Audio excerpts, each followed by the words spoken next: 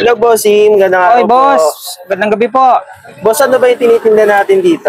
Maming gala, boss. Ano ba yung maming gala, boss? Anong special doon? Special namin, boss, yung sabaw namin, labnaw, boss, ang gamit namin. Magkano yung special mami natin, boss? Special namin, boss, 70, boss.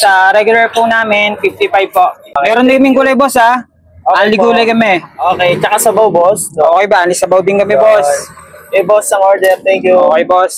So yun guys, hindi yun na kailangan dumayo pa ng Manila para makatikim ng Mami Gala dahil meron na dito sa may Gabuan, dito sa may GMA Cavite.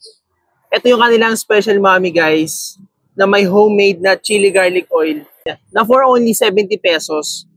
Meron na siyang boiled egg, dalawang homemade siomai na sila rin yung gumawa. Yan. Dito guys, anli sabaw, anli gulay, then yung tuwalya ng baka at saka laman ng baka, tikman natin. Masarap daw pagka manghang. Natin sabaw. Ang bisa nung sili, ang hanga. Tikman natin siya guys with hot sauce. Dati kasi wala pa daw yung chili garlic oil. Ito talaga yung isa sa nagpapasarap dito.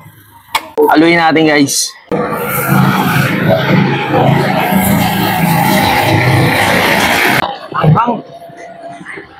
Ang nagdoble na kasi chili garlic oil tsaka yung hot sauce. So, lalong umanghang guys. Tapos medyo maasim siya ng konti dahil yung sa hot sauce. Ito yung kanilang homemade siomai guys.